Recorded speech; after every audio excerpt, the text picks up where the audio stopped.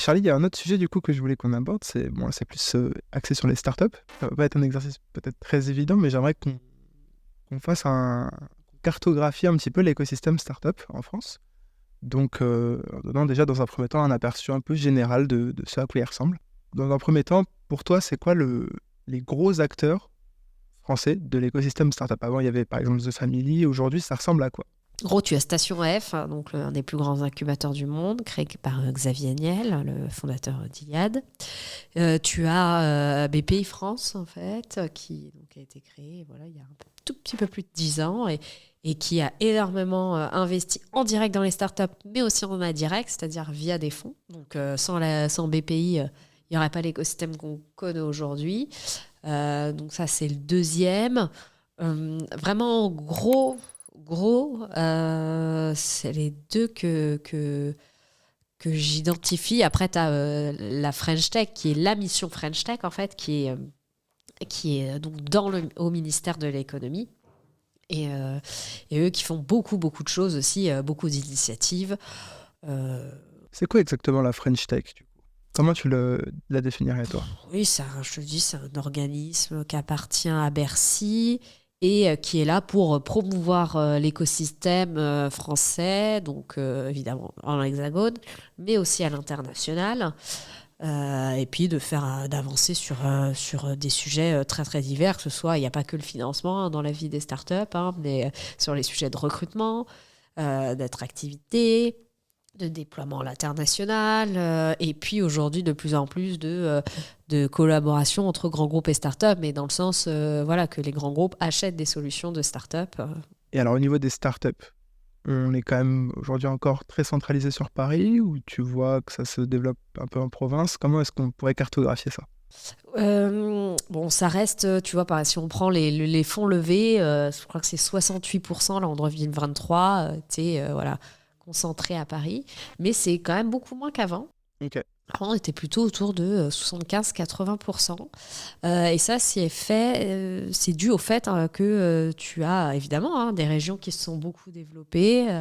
Je pense évidemment du côté de Lyon, à Lille, à Bordeaux. Et aussi parce que maintenant, on est passé de l'ère un peu des startups du logiciel, des marketplaces, à plus des startups industrielles, des startups deep tech, donc c'est-à-dire qui ont des innovations de rupture, soit dans le spatial, dans le quantique, et donc qui ont plus, où il y a des pôles historiquement dans d'autres régions de France. Donc c'est pour ça, par exemple, qu'à Grenoble, tu as maintenant beaucoup de startups industrielles parce qu'il y a toujours eu des boîtes dans l'électronique là-bas. Donc ça s'est beaucoup développé. Donc dans le Nord, tu vois, ils attirent beaucoup les usines. Tu vois, il y a de plus en plus d'usines pour ce qui va être par exemple les batteries. Donc récemment, Vercor, qui est une des grosses startups dans batterie électrique, qui a s'installé là-bas. Donc voilà, ça attire de plus en plus voilà, via ces modèles de start-up industrielles et que pour ouvrir une usine, bah, tu ne fais pas à Paris, donc Ouais. tu fais en région. Ok. Et tu parles justement de ces secteurs-là. C'est quoi les secteurs sur lesquels la France est vraiment forte? Tout ce qui va être lié à la transition écologique quand même. La green tech, faut savoir, et que ça c'est peut-être un peu plus commun à l'Europe. Il y a des pays qui font mieux, les pays nordiques sont top. Mais nous, on a quand même pas mal de belles boîtes aujourd'hui. Et je dis ça en plus comparé aux États-Unis, où tu vois, l'écologie, c'est pas leur préoccupation numéro une, quoi. Donc ça, on a pas mal de choses. Euh, En industrie, c'est pareil. On a quand même plein de choses, mais parce qu'aussi, on a la chance, on va dire, d'avoir le plan France 2030, donc qui permet d'injecter beaucoup dans l'industrie et donc dans les startups industrielles. Et on a quand même pas mal de choses aussi maintenant dans l'intelligence artificielle, parce que on a plein de super mathématiciens, plein de super ingénieurs en France. On a des super écoles qui sont reconnues pour certaines dans le monde entier.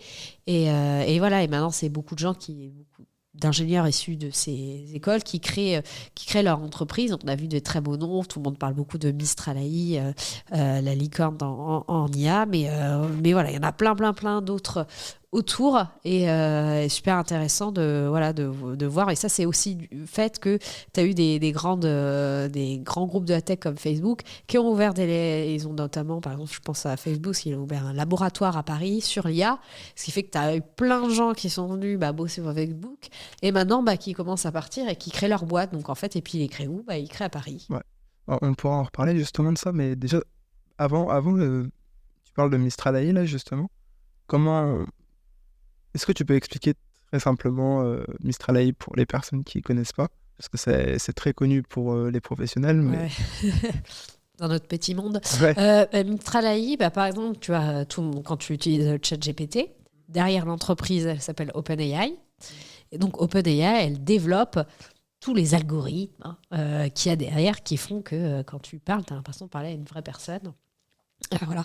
Et Mistral AI, il développe aussi ces petits algorithmes, non, ces gros algorithmes, voilà, pour créer aussi des solutions qui te permettent des chats hyper, t'as l'impression, je te dis, humains presque. Voilà, et eux, ils développent ces algorithmes qui ensuite ils vendent. Alors, ils peuvent les vendre à des... En fait, c'est les développeurs après qui les utilisent et qui peuvent créer après eux-mêmes les propres applications dont ils ont besoin pour leurs entreprises. Donc voilà, c'est leur modèle. Et comment ils se positionnent à l'international aujourd'hui? Comment est-ce qu'on est vu en France avec Mistral AI sur l'IA? Ça commence, parce qu'il ne faut pas croire, nous on est là, on se dit ouais, super, trop connu. Aux US, c'est pas encore, elle n'est pas encore ultra identifiée, c'est un peu mieux. Ça, juste avant, j'étais avec Andrew McAfee, qui est un grand chercheur au MIT, donc qui suit tous ces sujets d'IA très très bien depuis des années. Et il est arrivé, on lui a parlé de Mistral, il a fait « Ah, c'est quoi ?» Donc c'est normal, eux, ils en ont 50, enfin pas 50, mais ils ont d'autres boîtes qui développent aussi tous ces algorithmes. Donc c'est pas encore ultra connu, mais ça commence parce que ils ont levé beaucoup d'argent. Donc quand tu lèves quand même beaucoup d'argent, et en plus ils ont levé avec des grands fonds américains, donc forcément, ça commence à se savoir. Mais voilà. Mais en Europe, en tout cas, ils ont pris une très très grande place. Il y a aussi un Allemand qui est à peu près sur le même segment, on va dire, plus ou moins, qui s'appelle Aleph Alpha. Voilà.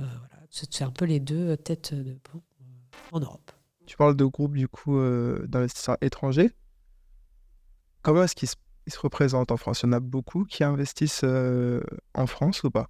Oui, de plus qu'il y a 10 ans. Au départ, c'était compliqué. On avait notre petit écosystème d'investisseurs français, un peu européen.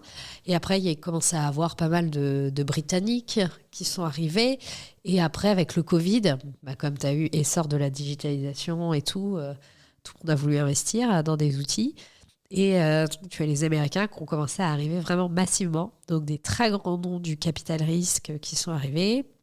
Aussi des très gros noms, ce qu'on appelle des hedge funds, des fonds un peu spéciaux qui investissent à la fois dans les startups, mais aussi dans des valeurs publiques.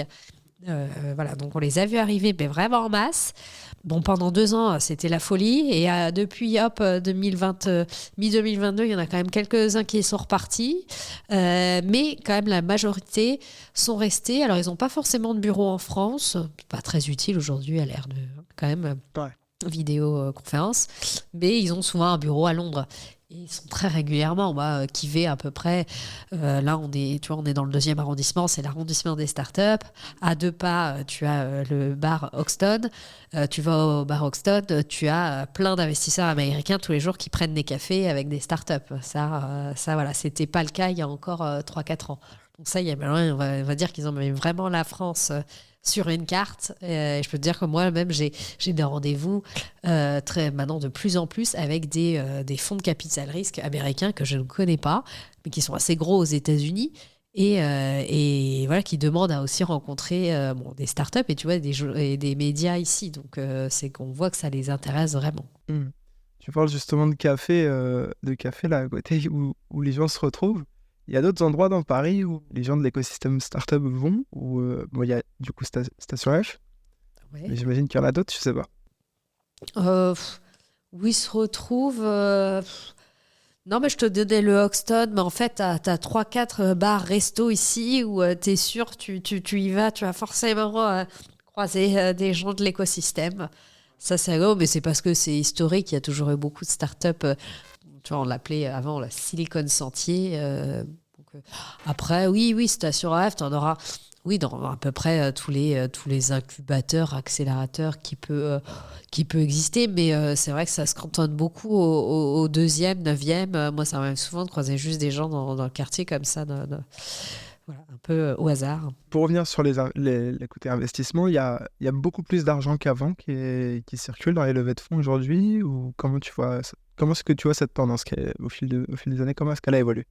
Bon, bah pareil, par rapport à 10 ans, oui, il y a beaucoup plus d'argent, parce que aussi les fonds étrangers sont arrivés. Après, là, on a eu deux années un peu folles, tu vois, entre fin 2020, mi-2022, où franchement, l'argent était gratuit. C'était un peu n'importe quoi. Et depuis, ça s'est beaucoup calmé, mais ça reste quand même, parce que là, on compare forcément 2023 à 2022, mais comme 2022 était exceptionnel, là, 2023, c'était un peu catastrophique. Mais si tu compares à 2020, avant les années complètement folles, en fait, on est toujours en progression, il y a toujours plus d'argent dans l'écosystème. Ah oui, c'est moins facile d'aller lever des fonds, mais bon. C'est comme ça. Ouais. Il faut s'y faire. Il y en a qui n'ont toujours pas compris. Donc, t'en as toujours plus, quoi.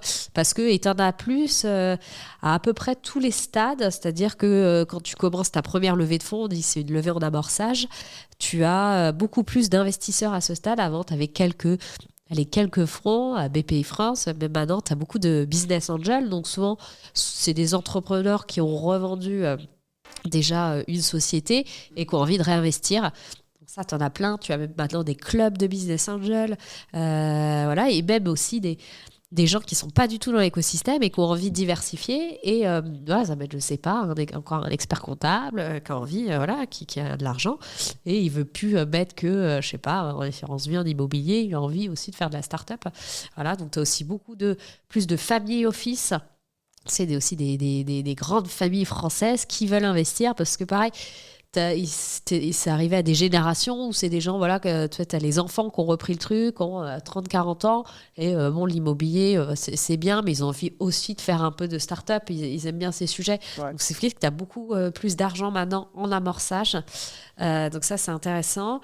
Et puis avec de plus en plus de fonds aussi qui se sont créés, des très jeunes fonds, pareil, d'anciens entrepreneurs qui ont eu envie de le faire. Et puis après, voilà, ce qui est un peu plus compliqué, c'est si tu veux lever plus de 100 millions. Là, il y a quand même moins de fonds de capital risque. Et ça, c'est un des gros sujets d'ailleurs. Tu Pour penses que les c'est ça prochaines qui années. bloque les boîtes françaises, enfin les startups françaises à se développer? En tout cas, celles qui veulent être vraiment tout exploser à l'international et tout, il y a un moment, tu as un palier à passer.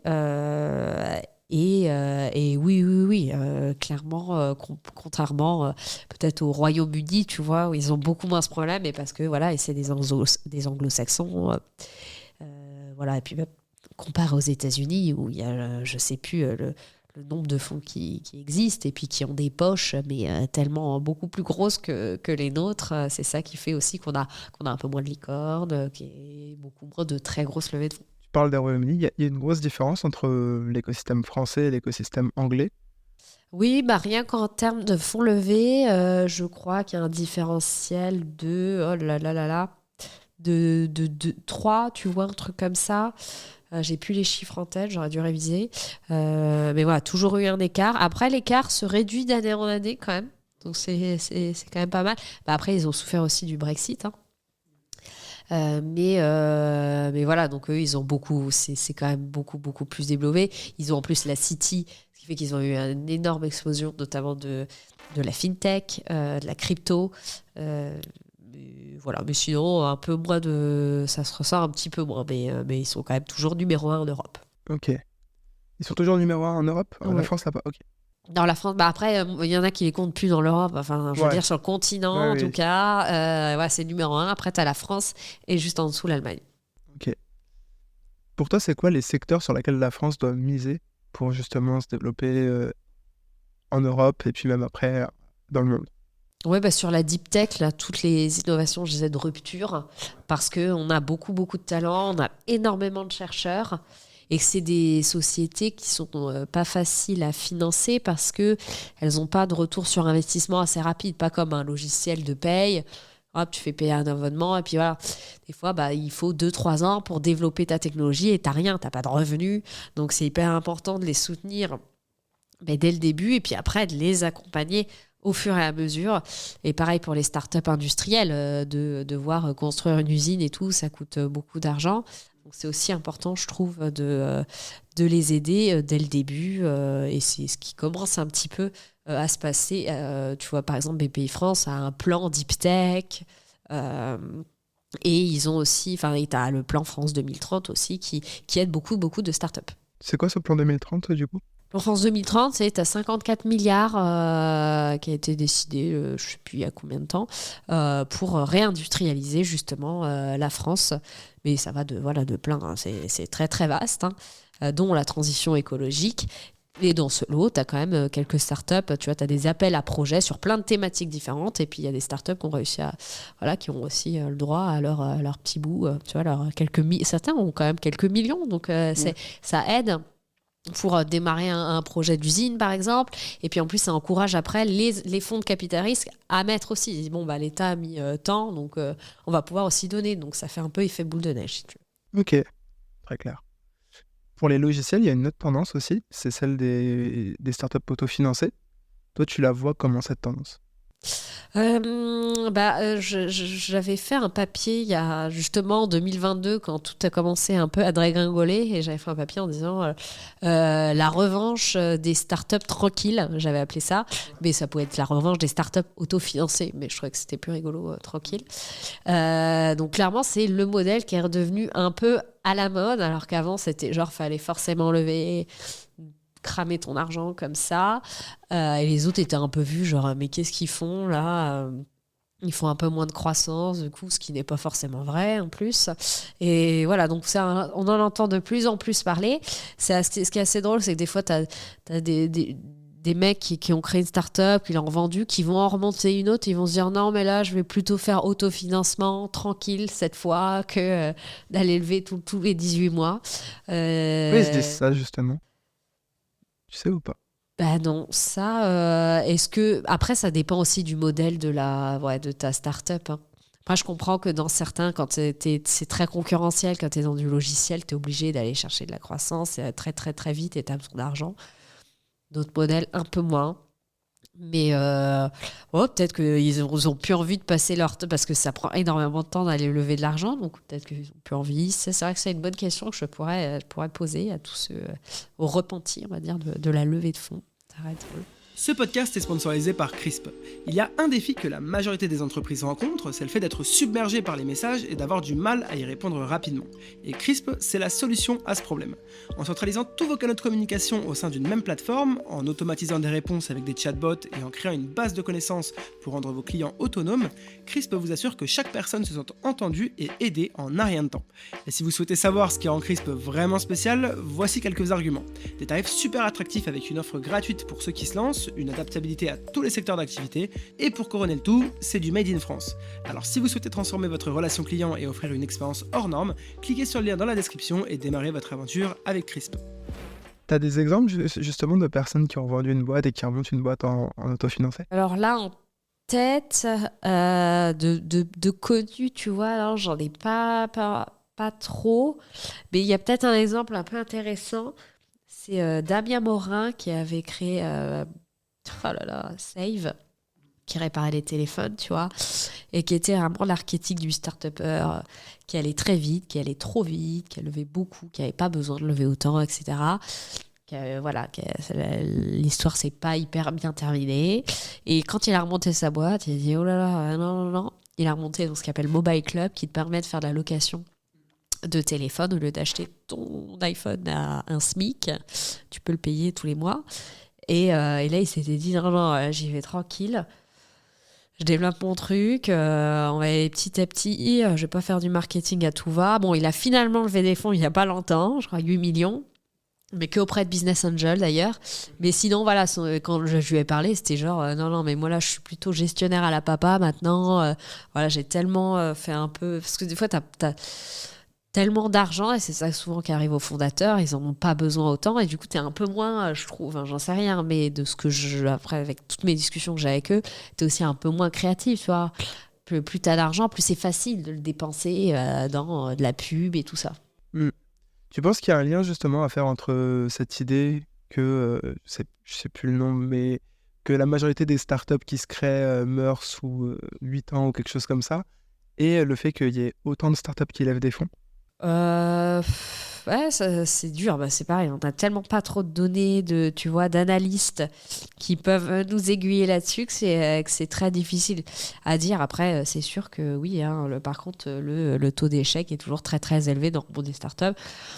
Après, est-ce que c'est lié au fait qu'elle lève des fonds ou quoi? Non, je pense que c'est très compliqué. Hein. C'est aussi par essence une start-up, c'est ça. Hein. Après, souvent en plus, t'en as plusieurs qui se lancent en même temps sur la même thématique. Donc, Ok.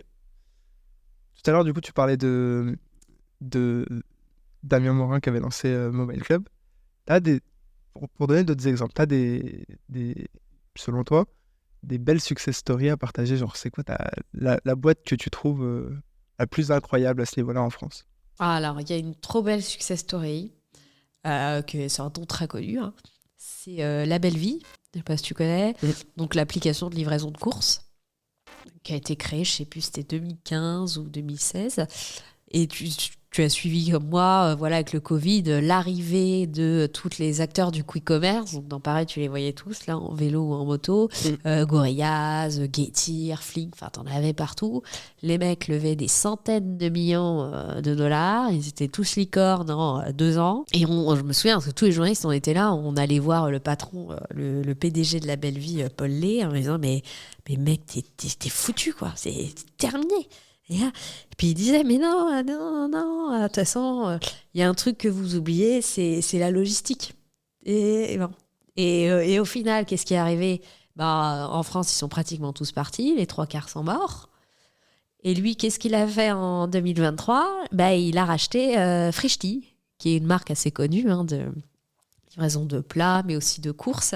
Frischti avait été racheté par Gorillaz, un de ses acteurs de quick commerce, et Gorillaz s'était fait racheter par un autre acteur de quick commerce, Getir, et tout a fait faillite. Gros. Et lui, il est arrivé en 2023, il a repris toute la boîte, quoi. Et personne l'avait trop vu venir, tu vois, il est toujours resté là. Alors pareil, c'est pas le mec, il avait pas levé beaucoup d'argent, il a jamais fait n'importe quoi, du marketing à tout va et tout, mais son truc a toujours marché. Alors moi, je suis cliente depuis très longtemps, donc je vois comment le truc, enfin c'est impressionnant, et la réactivité du service client et tout. Et voilà, et il a fait ça, et je trouve que c'est une belle histoire, tu vois, et en plus il rachète une boîte française. Il a repris quand même beaucoup de salariés, il veut continuer à faire vivre la marque, parce qu'il aime beaucoup, donc je trouve ça très bien. Et en plus le PDG Paul Lay, c'est en plus quelqu'un, c'est pas le profil typique du patron de la French Tech, si tu veux, qui a grandi, je crois que c'était en Eston, qui est toujours là-bas, c'est un fils de restaurateur, tu vois, qui est d'origine, alors je sais plus de quel pays, je crois que c'est Vietnam, mais je vais pas dire de bêtises, mais voilà. Donc en plus, c'est encore plus beau quand tu dis, voilà, le mec, il vient pas, il a pas fait tout comme tout le monde, et il arrive à faire cette chose-là que je trouvais top. Voilà, pour moi, c'était là la success story de 2023. Ok, ouais, justement, ils en sont où là actuellement, La Belle Vie? Bah depuis, écoute, le rachat, moi, j'ai pas pris de nouvelles. Là, c'est l'intégration qui va être, n'empêche, pas facile d'intégrer toutes les équipes. Pareil, les systèmes logistiques, les entrepôts. Mais bon, voilà, j'espère que ça va bien va se passer. Moi, je prendrai des nouvelles d'ailleurs, peut-être bientôt. C'est une bonne idée. Mais voilà. Voilà. Trop bien. Bah écoute, Charlie, merci beaucoup pour cet échange.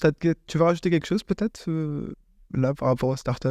Est-ce qu'il y a quelque chose qui te passe? Non, écoute, non, il y a toujours plein de choses à raconter, mais là, non, Peut-être déjà fait rediriger pas les mal. personnes qui regardent sur, je sais pas, les échos. Où est-ce qu'on peut rediriger Ah la oui, je fais même pas ma promo. Oui, non, voilà, nous, on a une newsletter tous les jours.